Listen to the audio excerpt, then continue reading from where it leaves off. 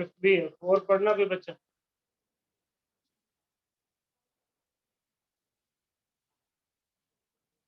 D है ना, specific heat of argon. Question number 4, specific heat of argon at constant volume is, constant volume पे आपको number given है, CV at constant volume, that is 0.75 kilo calorie. Kilo को भी 10 unit check करो, calorie per kilogram per calorie. अगर आप are लेते हो 25/3 तो जूल में बनाना पड़ेगा इसको, 4.2 से मल्टीप्लाई कर। अभी किसमें गिवन है? कैलोरी में given, it is given in calorie. निकालना क्या? Calculate the atomic weight given R, आपको कैलोरी में ही गिवन आर, आपको कैलोरी, कैलोरी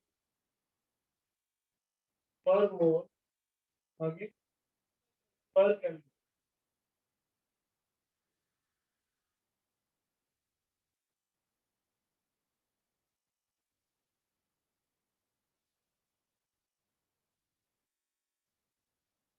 ओके, निकालना क्या? मॉलिक्यूलर मास, ये निकालना होगा।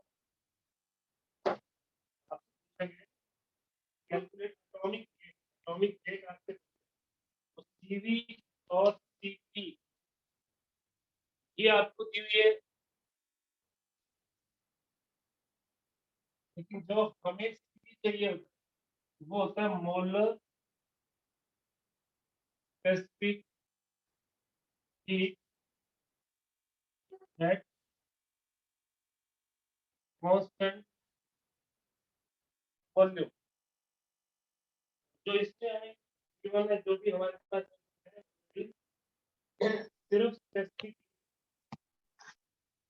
Specific heat. और आर्गन कौन सी गैस है? मोनोएटॉमिक।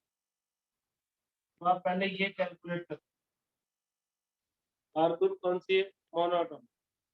पहले आप उस आर्गन की मोलर स्पेसिफिक हीट कैलकुलेट करते, which is given by 3/2, R is 2, answer is 3 calorie.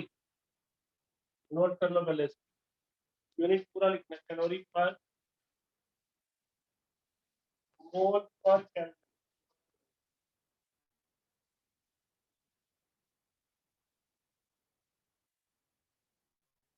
ये आपके पास आएगी कैलोरी पर मोल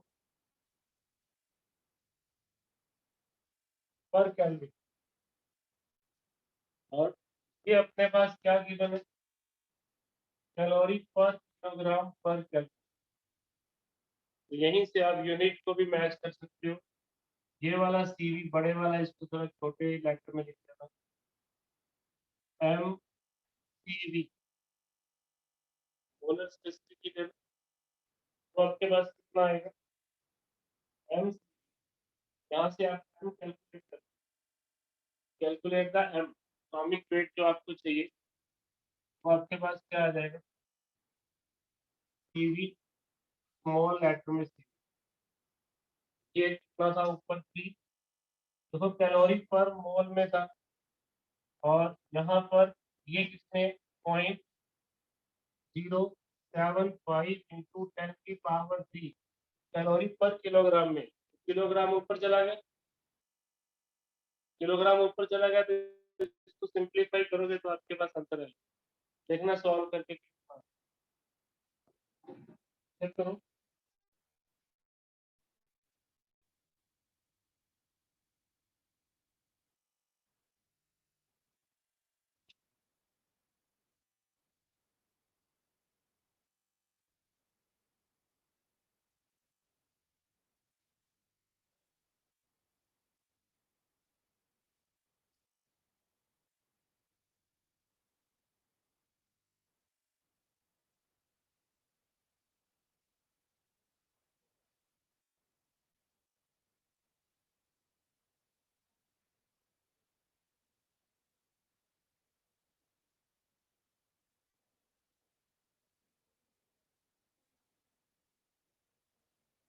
कितना आएगा ये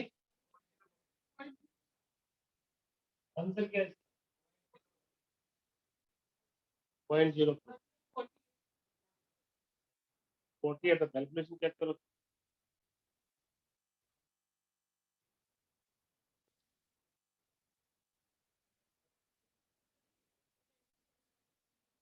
नहीं किया हुआ, इसने कन्वर्ट नहीं किया हुआ, इसका आंसर होगा। इसने किलो कैलोरी वाले को कैलोरी की तरह से ट्रीट किया हुआ, वहां उसको कन्वर्ट करना पड़ेगा। जो 10 की पावर 3 है वो इसने नहीं दिया हुआ। या फिर आप क्वेश्चन में ही कैलोरी पर किलोग्राम पर केल्विन ले लो, तब आपका आंसर 4 किलो आएगा। स्टेटमेंट को ही आप चेंज कर सकते हो या अपने आंसर को चेंज कर सकते हो। स्टेटमेंट वही रखनी है जो बुक में, तो आपका आंसर आएगा 0.04। या उसने ग्राम में आंसर दिया होगा, ये किलोग्राम में आएगा ना, ये अब इसको कन्वर्ट किया इसने किलोग्राम। अरे इसको पर ग्राम कर लो ना, आपका आंसर सही है। आपका किलोग्राम में आ रहा है, आपका ग्राम में आ जाएगा। ग्राम करोगे तो 1000 से मल्टीप्लाई करोगे, वो कट जाएगा। अब इसको ना 2-3 पॉइंट आपने ये नोट करने, तो समझ लो। कई बार ये कंफ्यूजन होगा। तो कल हम लोग सीपी और सीवी कर रहे थे, उसके यूनिट का ध्यान रखना। वो यूनिट थे जूल पर मोल पर कैलोरी। क्या ये कैलोरी में भी हो सकते हैं, लेकिन ये पर मोल था, ये मोलर स्पेसिफिक हीट थी। सीवी आपके पास भी जूल पर मोल पर कैलोरी, ये जूल की जगह पे कैलोरी भी हो सकता है। आप उसको 4.2 से मल्टीप्लाई करके जूल में ला सकते। ये रिलेशन इनके बीच में है, ये आप हर सीपी सीवी में नहीं लगाओगे। ये मोलर स्पेसिफिक हीट है, वो ग्राम स्पेसिफिक हीट। वो ग्राम स्पेसिफिक हीट सिंबल तो आप सीवी यूज करोगे या सीपी, लेकिन उसके यूनिट क्या होंगे? जूल में भी हो सकता है, कैलोरी में भी हो सकता है, बट यहाँ पर ग्राम होगा, ग्राम पर केल्विन, ये ग्राम में होगा। और ये आपके पास सीवी, कैलोरी पर ग्राम पर केल्विन, इसको बोलते हैं आप ग्राम स्पेसिफिक हीट। वो आपके पास है मोलर स्पेसिफिक हीट। ये रिलेशन मोलर स्पेसिफिक हीट में, इसमें नहीं है, इसमें नहीं है, इसमें लाना पड़ेगा। कैसे? ये वाला सीपी मास ग्राम में ले लेंगे, M into this mole CP, ये रिलेशन हो। और ये बड़े वाला सीपी एम सीवी हो।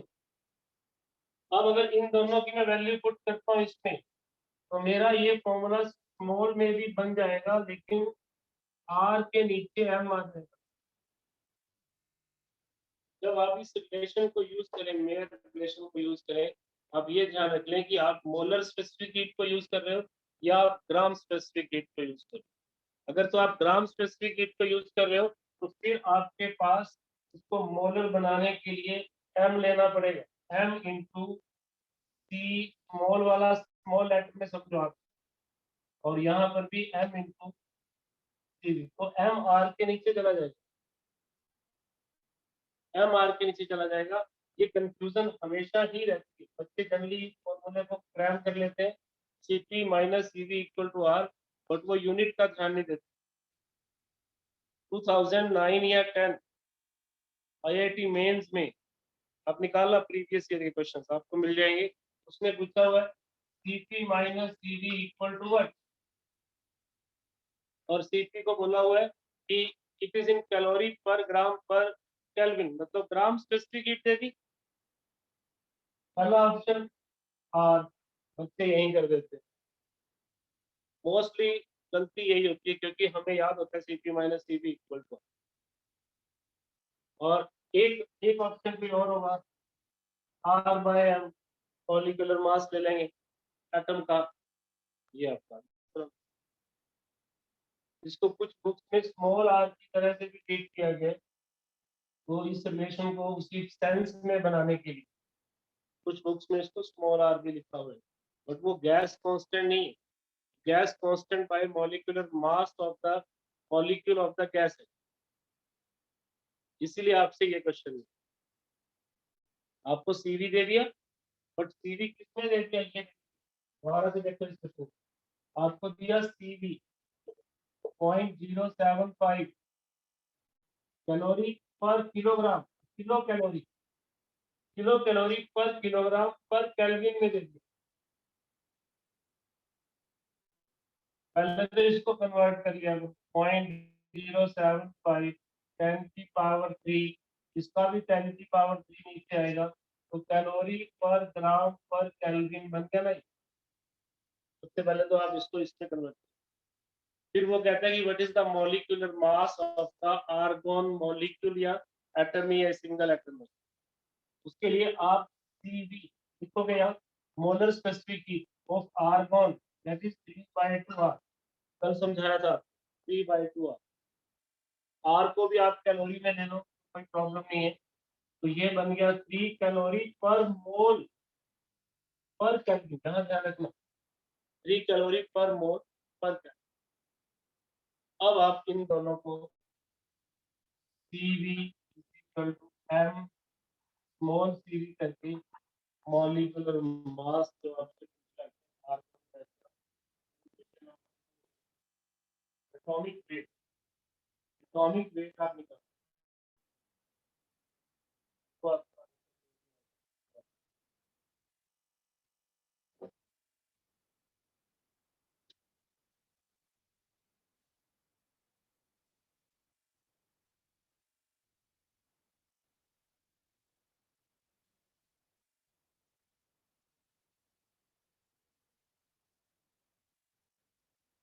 तो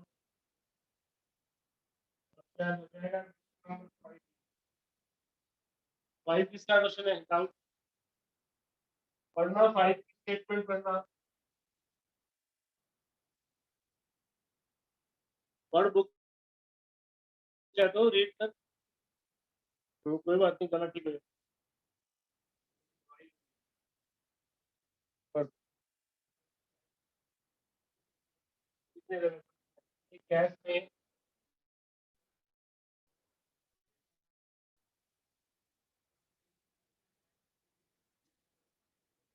5 होगी, कौन सा एटम हुआ, कौन सी गैस हुई, डायटोमिक।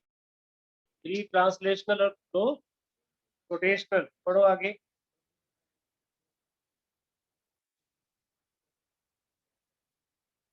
एक मॉलिक्यूल की निकालनी है, मैंने आपको बताया था पर डिग्री ऑफ फ्रीडम ये कांस्टेंट है, तो 5 से मल्टीप्लाई कर दो। एक डिग्री ऑफ फ्रीडम की एक मॉलिक्यूल की काइनेटिक एनर्जी फिक्स 1/2 kBT, उसको आप किससे मल्टीप्लाई कर दो, 5 से। तो ये आपका फर्स्ट पार्ट हो। इसमें सिर्फ ट्रांसलेशन को बोलिए, what is the kinetic energy of translational पूछा तो फिर अगर टोटल पूछता है तो 5 से करो, अगर ट्रांसलेशनल पूछता है तो 3 से करो, अगर रोटेशनल पूछता है तो 2 से करो, वाइब्रेशनल पूछता है तो 0 से करो। इसमें वाइब्रेशनल नहीं दिया हो, तो ये आपका आंसर आएगा। केबी की वैल्यू इसने दे दी है। सेकंड पार्ट में, if temperature is raised by 1 degree centigrade what energy must be supplied to 1 molecule of the gas. बस आगे भी हो जाएगा बेटा, 1 डिग्री बढ़ाने का मतलब है 1 केल्विन बढ़ा दिया, और गैस गैस की बात कर रहा है, एवोगाड्रो नंबर से मल्टीप्लाई कर दो, और उस गैस में डिग्री ऑफ फ्रीडम कितने हैं, 5। तो half KB change in temperature, half KB change in temperature, 1 degree का तो 1 केल्विन का भी है, change same, degree of freedom 5। एक मॉलिक्यूल एवोगाड्रो नंबर से मल्टीप्लाई किया तो गैस 1 ग्राम गैस की या 1 मोल गैस की, ये आपके पास एनर्जी है। अगर 10 मोल होते तो 10 से मल्टीप्लाई। यहाँ तो उसने पूछा ट्रांसलेशनल काइनेटिक में, तो सम यहीं पर सॉल्व हो। दूसरे पार्ट में क्या है, अगर टेम्परेचर 1 डिग्री बढ़ा दें, 300 केल्विन है ना, चेंज टेम्परेचर डिग्री और केल्विन में सेम ही होता। इट मीन्स आपने कितना चेंज कर दिया, 301। तो आपको और कितनी काइनेटिक एनर्जी सप्लाई करनी पड़ेगी, या उसको कितनी चेंज इन काइनेटिक एनर्जी मिली। या तो आप ये करते, चेंज निकालने के लिए के फाइनल माइनस के इनिशियल, के फाइनल कितना था 5/2 के वी 300 केल्विन टेम्परेचर हो गया। एवोगैड्रो नंबर माइनस में क्या करते, 301 करते, और इधर कितना लिखते 5/2 के वी 300 एवोगैड्रो नंबर। कितनी काइनेटिक एनर्जी आपने चेंज की या चेंज हो गई, सॉल्व कर रहे हो, वो कितना आ जाएगा 5/2 के वी, इनका डिफरेंस 1 हो गया, इनटू एवोगैड्रो नंबर। तो के वी इंटू एवोगैड्रो नंबर क्या होता है, गैस कांस्टेंट।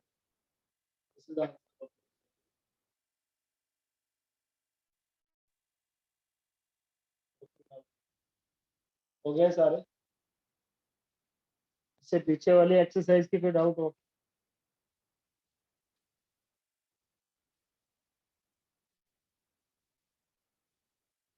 इम्पोर्टेंट नहीं है इससे पीछे एक्सरसाइज, एक एक्सरसाइज इम्पोर्टेंट है,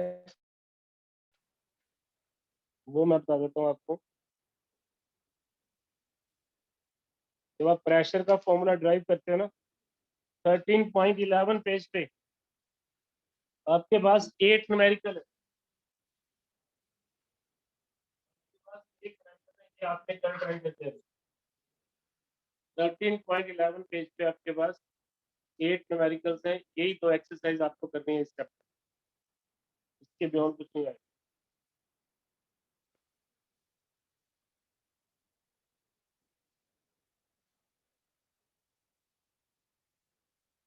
नेक्स्ट लिखिए जी, last of the unit is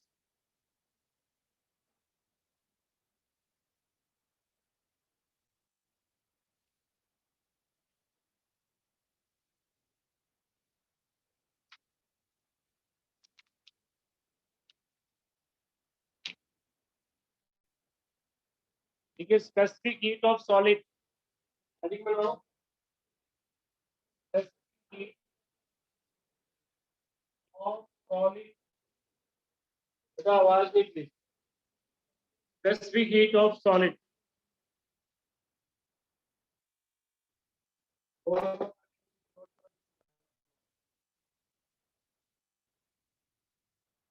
तो नियर रूम टेम्परेचर या at room temperature, at room temperature the molar specific heat, the molar at room, आप 4 बैठे 3 हो जाओ, नहीं बैठे सही है, तो मैं क्या eight room temperature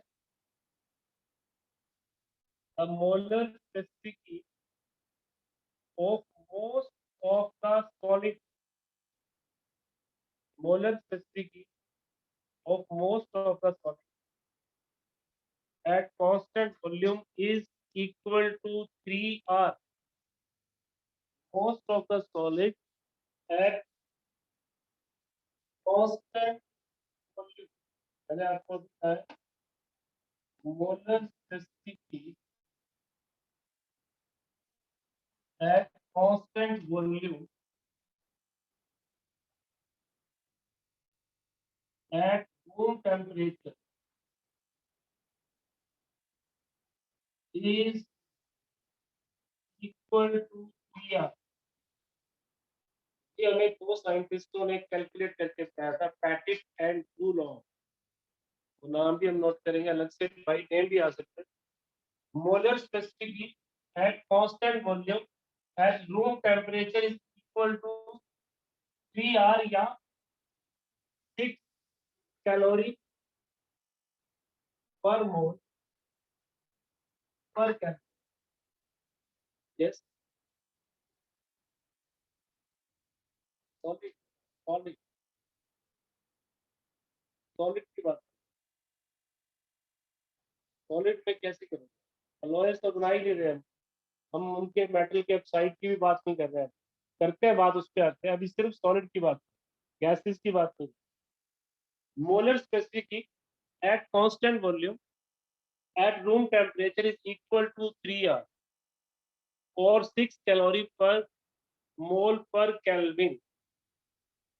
This is given by this value is given by Patrick and Dulong. तो पैटिक एंड डूलोंग का लॉ भी साइंटिस्ट के नाम है DULONG, पैटिक PIQ और DULONG PETIQ, पैटिक एंड डूलोंग पढ़ा हुआ पहले कहीं, पहली बार पढ़ा है। तो अगर मैं ग्राफ बनाता हूँ ना CV का टेम्परेचर के साथ, जब मैं ये ग्राफ बनाता हूँ, ये ग्राफ ऐसे जाके स्ट्रेट हो जाए, बहुत कम टेम्परेचर पर स्पेसिफिक हीट सॉलिड की वैरी करती है, बट जैसे ही हम रूम टेम्परेचर तक यहाँ पहुंच जाते हैं या एक पर्टिकुलर टेम्परेचर तक पहुंच जाते हैं, इसको डिवाइड टेम्परेचर बोलते हैं, ये भी साइंटिस्ट का डिवाइड टेम्परेचर। जब हम इस टेम्परेचर पे पहुंच जाते हैं उसके बाद ये वैल्यू ऑलमोस्ट कांस्टेंट हो जाती है, ऐसा लो पहले आ चुका है। अब इसको काइनेटिक थ्योरी ऑफ गैसेस कैसे प्रूव करेगी, ये कंसेप्ट है। What is Petit and Dulong law? It states that molar specific of all solids at constant volume at room temperature is equal to 3R or 6 calorie per mole per Kelvin, and variation of CV with temperature जो मैंने आपको बना दी है, this is the variation। जैसे जैसे temperature room temperature से कम था, बढ़ता जा रहा है टेम्परेचर, स्पेसिफिक हीट भी बढ़ती जा रही है, बट ये पर्टिकुलर टेम्परेचर के बाद ये स्पेसिफिक हीट इस वैल्यू तक पहुंच जाती है 3R, इस तरह। अब इसको काइनेटिक थ्योरी ऑफ गैसेस कैसे एक्सप्लेन करेगा, ये कंसेप्ट है। ये लॉज तो ऑलरेडी आए हुए, जैसे हमने पहले लॉज प्रूव किए कि बॉयल्स लॉ वो पहले ही आ गया था, बट काइनेटिक थ्योरी ने भी इसको प्रूव कर दिया। ऐसे ही पैटिक एंड डूलोंग लॉ भी आ चुका था। अब काइनेटिक थ्योरी ऑफ गैसेस इसको कैसे प्रूव करेगी कि वाकई वो 3R के इक्वल है, this is the question of concern. आपको यही आएगा, how KTG prove this, how KTG prove. तो लिखिए प्रूफ, या प्रूफ ही लिखो, प्रूफ 2-3 लाइनें लिख लो, फिर मैं समझा देता हूँ बोर्ड। देखिए, in solid atoms vibrate about their mean position, में ट्रांसलेशनल मोशन तो होता नहीं। इन सॉलिड ना रोटेशन होता सॉलिड में, एटम ना तो घूमता है ना ही मूव करता है, वाइब्रेट करता है। In solid atom vibrate about their mean position, about their mean position in IN। Atoms vibrate about their mean position, about their mean, उसके अबाउट वो वाइब्रेट करता है। And the kinetic energy of an atom changes continuously into potential energy, and the kinetic energy of the atom changes continuously into potential energy and vice versa। Potential वापस kinetic में आ जाता है, kinetic potential and vice versa.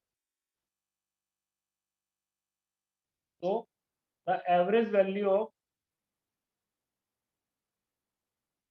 kinetic energy and potential energy are equal। So the average value kinetic energy and potential energy are equal. देखिए अभी तक मैंने आपको इतना लिखा है। सॉलिड में क्या होते हैं, एटम्स आर पैक्ड, इस तरह से फंसे होते हैं एक दूसरे के पैकिंग के अंदर है, अपनी पोजीशन नहीं छोड़ सकते। थोड़ा सा टेम्परेचर बढ़ाओगे तो वाइब्रेट कर सकते हैं। जब वाइब्रेट करते हैं तो ऊपर नीचे मूव करते हैं। इनकी जो काइनेटिक एनर्जी है और जो पोटेंशियल एनर्जी है वो इक्वल होती है। काइनेटिक पहले पोटेंशियल में चेंज होती है, पोटेंशियल काइनेटिक में चेंज। अब according KT kinetic theory of gases, energy possessed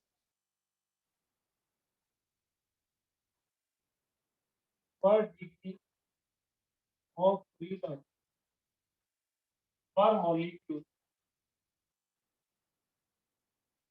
is of KBT, is of KBT कितना of। अब वाइब्रेशन 3 एक्सिस के अलावा हो सकता है, एक्स एक्सिस, वाई एक्सिस और बोलो Z axis. X axis, Y axis और जेड एक्सिस। तो कितने डिग्री ऑफ फ्रीडम होगी सॉलिड की वाइब्रेशन? 3। अगर वो 3 उसके पास डिग्री ऑफ फ्रीडम, कितनी उसके पास काइनेटिक एनर्जी होगी?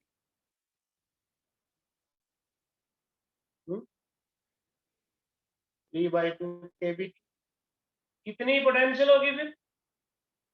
एवरेज कितनी होगी ना, तो टोटल एनर्जी कितनी होगी उसके बाद? दोनों को ऐड कर दोगे, देखिए तो as the vibrational motion is along 3 axis, as the vibrational motion is possible along 3 axis,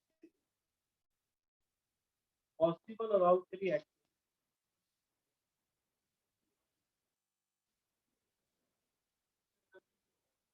मैं तो कुछ नहीं, इसको बंद करने को कर सकते। क्या बच गया?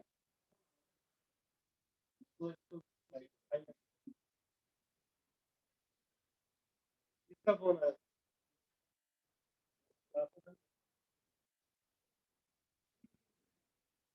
चलो देखिए, as the vibrational motion is along 3 axis, possible axis, तो काइनेटिक एनर्जी पर is equal, खुद लिखो, kinetic energy per atom is equal to,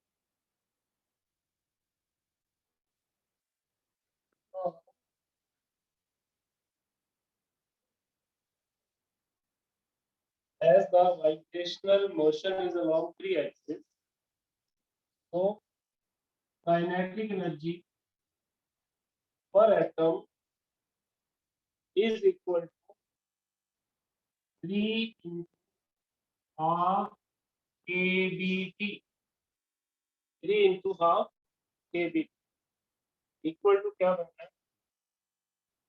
3/2 kBT। तो पोटेंशियल एनर्जी भी इसके बराबर होगी, मैंने पहले ही बता दिया आपको। Average potential energy average kinetic energy के इक्वल होगी। तो इंटरनल एनर्जी क्या होगी? दोनों का सम, internal energy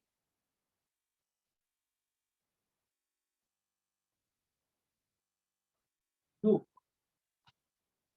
is equal to E K E P per atom, internal energy per atom की बात कर रहे हैं, पूरे सॉलिड की बात नहीं कर रहे। Internal energy per atom add करो कितना बनता है? इसको ऐड किया तो ये बन जाएगा 3 kBT। यहाँ तक मैं डाउट, एक एटम की पोटेंशियल और काइनेटिक का सम इंटरनल एनर्जी होता है एक एटम की। और टोटल सॉलिड की करेंगे तो एवोगैड्रो नंबर से मल्टीप्लाई करेंगे। देखिए इंटरनल एनर्जी निकालो of solid, internal energy of solid is equal to VKB Avogadro number से, it becomes 3R, it becomes 3R। एक यूनिट मास को लेके चलते हैं, आप एक 1 मोल सॉलिड की बात करते हैं तो उसके अंदर कितना है, एवोगैड्रो नंबर से मल्टीप्लाई किया तो अब ये क्या हो गया, इंटरनल एनर्जी ऑफ सॉलिड पर मोल। आपने एक से मल्टीप्लाई किया ना एन से, तो एक मोल सॉलिड की आ गई, कितनी आ गई, 3RT। अब थर्मोडायनामिक्स का फर्स्ट लॉ क्या कहता है, according to first law of thermodynamics, Q is equal to PU dW ना, वॉल्यूम हम कांस्टेंट वॉल्यूम पे निकाल रहे हैं, वैसे भी सॉलिड का वॉल्यूम चेंज नहीं होता eight constant volume, eight constant volume dW क्या होगा, 0। एट कांस्टेंट वॉल्यूम dW क्या होगा, 0। तो du किसके इक्वल हो गया, dQ, और वो क्या होता है NCV/dt, NCV। यहाँ मैं नंबर ऑफ मोल 1 ले रहा हूँ, हमने यहाँ तक नंबर ऑफ मोल कितना रखा है 1, as n is equal to 1, तो मेरे पास du किसके इक्वल आ गया, CV/dt, du किसके इक्वल आ गया, CV/dt। निकालना क्या था आपने, CV, तो CV किसके इक्वल होगा सॉलिड के केस में, du/dt, यानी कि डिफरेंशिएशन ऑफ u, du/dt का मतलब derivative of u with respect to temperature, तो d/dt ऑफ u, इसको इक्वेशन 1 कर लो, इसको इक्वेशन 2 कर, ये इंटरनल एनर्जी निकाली थी हमने u, ये सारी क्या थी u के इक्वल, यूजिंग 1 into बस ठीक है, CV d/dt of 3RT, derivative करेंगे तो 3R, यही था पैटिट एंड डुलॉन्ग लॉ, जिसको काइनेटिक थ्योरी ऑफ गैसेस ने भी प्रूव कर दिया कि एट रूम टेम्परेचर किसी भी solid specific heat at room temperature approximately 6 calorie per mole per kelvin. This is a proof of specific heat constant. यहाँ पर आप गैस वाले कोई लॉज नहीं लगा सकते, Cp minus Cv equal to R, यहाँ पर सिर्फ आप molar specific heat at constant volume ही निकाल सकते हो सॉल्व, और इसके ऊपर कोई न्यूमेरिकल भी नहीं आएगा जो इसकी वैल्यू फिक्स, टेम्परेचर चेंज होने पर भी चेंज नहीं हो रही। हाँ, रूम टेम्परेचर से कम जरूर कम है, बट इसने जो प्रूफ दिया वो रूम टेम्परेचर के बाद तक, आफ्टर रूम टेम्परेचर, यहाँ पर जो टेम्परेचर आ रहा है फॉर्मूले में, यहाँ पर मान के चल रहे हैं कि ये टेम्परेचर रूम टेम्परेचर से बड़ा है या रूम टेम्परेचर के बराबर, तो this is the proof specific heat of solid. अब आपका क्या क्वेश्चन था छवि, मोनो डायटर, इसमें तो कुछ नहीं होगा, सॉलिड का एक एटम होगा बस, जब आपने एवोगैड्रो नंबर से मल्टीप्लाई कर दिया तो वो तो नंबर ऑफ एटम से मल्टीप्लाई कर दिया, तो सभी सॉलिड के लिए सेम, सभी सॉलिड के लिए सेम। लास्ट रो आपको समझ में आया, देखते रिपीट कर दोगे बोर्ड पे आके सारा, फिर आवाज नहीं आएगी, जो बोलेगा मैं यहाँ बोर्ड पे पढ़ा लूंगा, थोड़े दिनों बाद आया अभी, मन किया मन कर दिया ना, आया करो रात में कौन क्या तो कह रहा हूँ, पता है। Next article, specific heat of water, heading बनाओ specific heat of water, specific heat of water.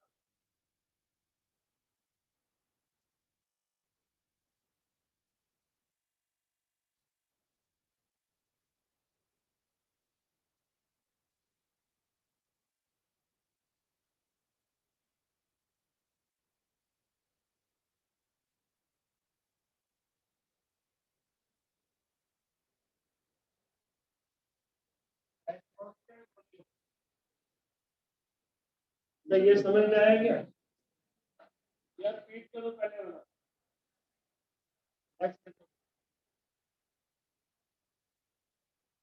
Specific heat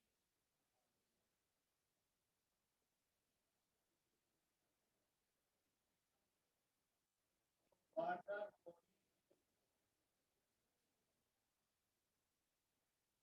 specific heat of water molecule at constant volume, at constant volume। यहाँ वाटर मॉलिक्यूल को हम जस्ट लाइक ट्रीट करेंगे solid की तरह से, क्योंकि इसमें भी रैंडमनेस बहुत ज्यादा नहीं है। और ऐसा नहीं कि एक मॉलिक्यूल अकेला ही घूमने कहीं जा सकता है, एक पूरा का पूरा पैक्ड रहेगा। थोड़ा सा बॉन्ड इसके वीक रहेंगे as compare to solid, but we can treat like a solid. ये लाइन आप मेंशन कर देना, water molecule is treated like a solid atom। ऐसा हम ट्रीट कर, is treated like, ऐसा है नहीं but it is treated like. तो अभी सॉलिड में आपने कितना निकाला था? 3 केवी ना उनकी, एवरेज एवरेज काइनेटिक एनर्जी या average energy possessed by possessed by an atom of water is equal to 3 kV। जैसा आपने सॉलिड में निकाला, एक एटम की कितनी है? 3 kV। लेकिन एक मॉलिक्यूल की कितनी होगी फिर? एक मॉलिक्यूल की, एक एटम, एक मॉलिक्यूल में कितने एटम है वाटर के? एवरेज एनर्जी possessed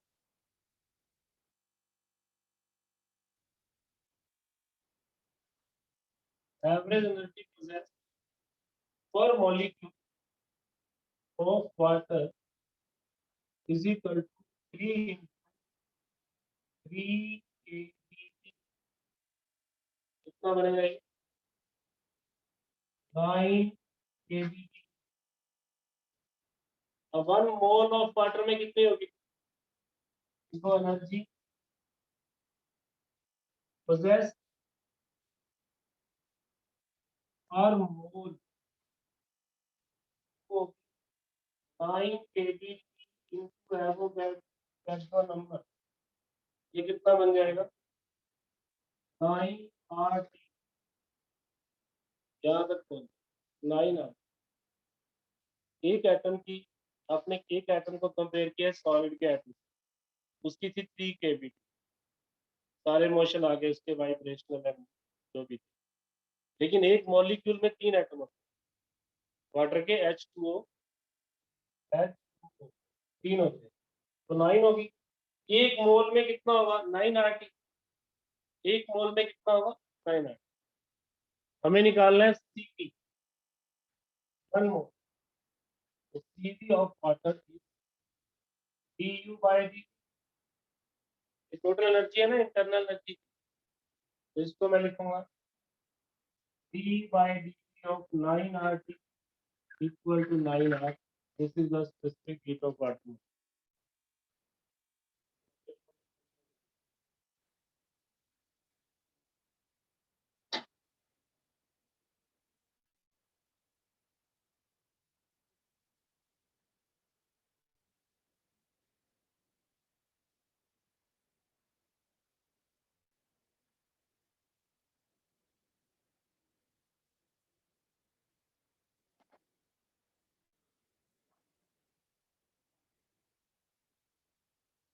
क्या टाइम है?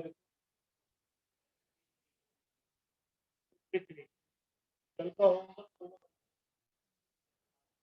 नहीं, कम है। एक एक्सरसाइज थी क्या?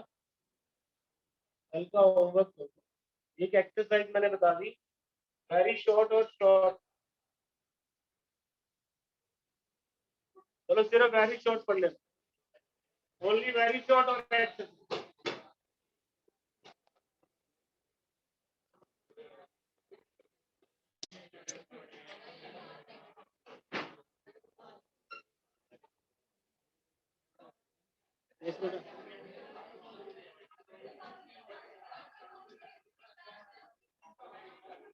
इलेवन 30 पे बेटा।